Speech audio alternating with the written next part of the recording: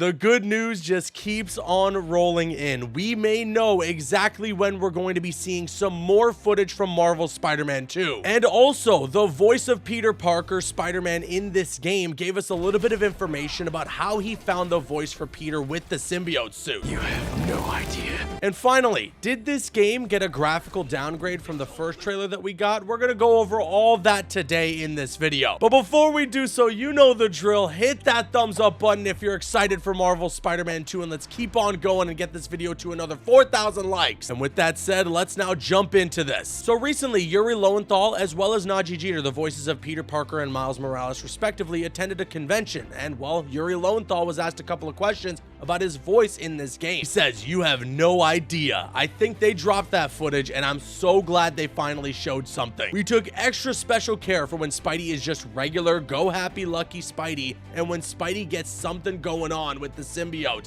And there's a lot of colors. You saw some of them in the trailer they just dropped, but you ain't seen nothing yet." Oh yeah, that gets me incredibly excited to hear. I mean, Yuri Lowenthal, from the little bit that we heard in that gameplay trailer, is doing a great job at illustrating the rage that Peter must be feeling. He's gonna wish he never came to New York. I mean, just imagine if a dude pulls up into New York with all his cronies and all they want is literally just to have somebody fight them. Like, he's not after something, he's not trying to, rob banks or whatever. He literally just wants to fight somebody and have it be a good fight. I'd imagine even without a symbiote, that would piss somebody off, but now you add the symbiote into that, and well, I can see that Peter is very, very mad. I'm definitely interested though in hearing that happy-go-lucky Peter Parker. I want to see what it's like with Spider-Man in this game not having the symbiote and what we're gonna get from that. Continuing on though, Yuri also says here, "We worked really, really hard as a team to find what was the right thing, because sometimes it just sounded comical when I would just, rage. We have to find the levels and we have to root it all in. Even though it's not a real thing, we need it to be rooted in reality." I think I absolutely agree with him here. You don't want to go down the path of it sounding a little funny, don't want it to be like cringy. You want it to sound like genuine anger, genuine rage. And I don't know, I mean, it's subject to everybody's opinion at the end of the day, but for me, it's very much working, and I think Yuri's doing a good job. Now, in terms of how Yuri found that voice and what they did to really nail it, he says here, and a lot of it came from, we looked at addiction in people and what the behaviors of addiction are. That's really what we went to for inspiration and to find the levels of it. It's not always the same, every time. So yeah, addiction would be my simple answer. I think that's the smartest direction to tackle this from, because at the end of the day, that's what the symbiote is. Peter deep down inside knows that it's not good for him. Everybody around him, all his loved ones, clearly see that something is wrong with him, but at the end of the day, it offers him this power. It's something that fuels him, and he just can't get enough of it. And then finally, Yuri Lowenthal says here, "I think we've all got that anger inside. Sometimes it's just harder to access or easier to access,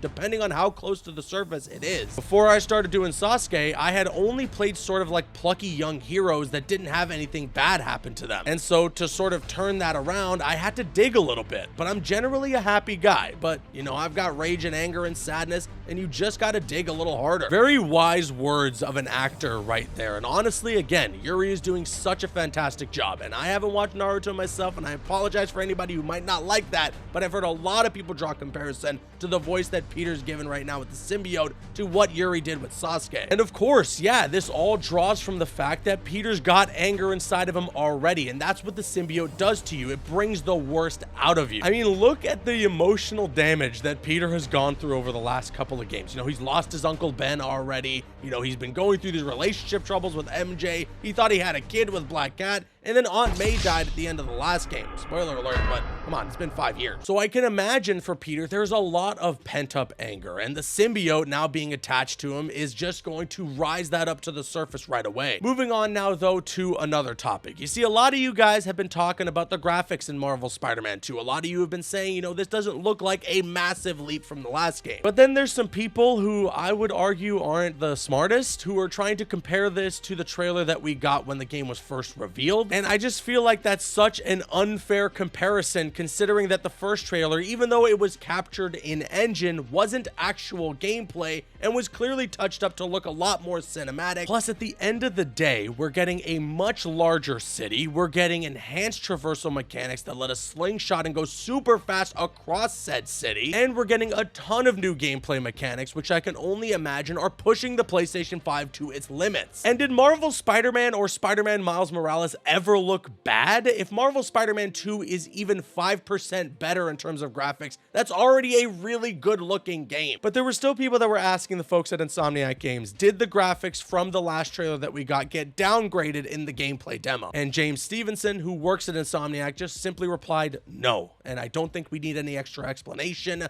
The game looks great, guys. Come on. Just like, let's dial it back, okay? Let's just be real for a second. I know that everybody always wants to find a little itty bitty thing to complain about, but do we seriously need to have that much negativity around a really cool looking Spider-Man game? We're getting the symbiote, we're getting Venom, we got the web wings, we get to glide around the city now on top of the web swinging. There's so much fun that's going to be had here. And I know that there's some people out there that are just genuinely giving constructive criticism, and more power to you. If you're just trying to give feedback, I totally understand. But there's already some people out there that are just digging, looking for something to hate. And it's like, okay, if you don't like the game, if you're not going to play it, just don't play it. Let us have our fun. But finally, when are we gonna see more from this game, okay? Because when we saw that gameplay demo, I was sure that we were gonna get a release date. Matter of fact, a lot of people were thinking that we were gonna get a release date at the end of that PlayStation showcase, and it didn't end up happening. But I'm glad that PlayStation and Insomniac, all the people involved, are insisting that this game is coming out in the fall. It gives me a lot of confidence that there isn't going to be a delay, and they're just waiting to nail down an exact release date when they're sure that the game is pretty much ready. And well, going back, you know, we were talking about Yuri Lowenthal. Well, he's hosting an event for a summer game show that may showcase something for Marvel's Spider-Man 2. He tweeted a couple of days ago, actually before the PlayStation showcase, and said, guys, my pal Laura Bailey and I will be swinging in to present the future game show summer showcase on June 10th. We'll be unveiling some incredible world premieres, new trailers, and first looks at some of 2023's hottest games.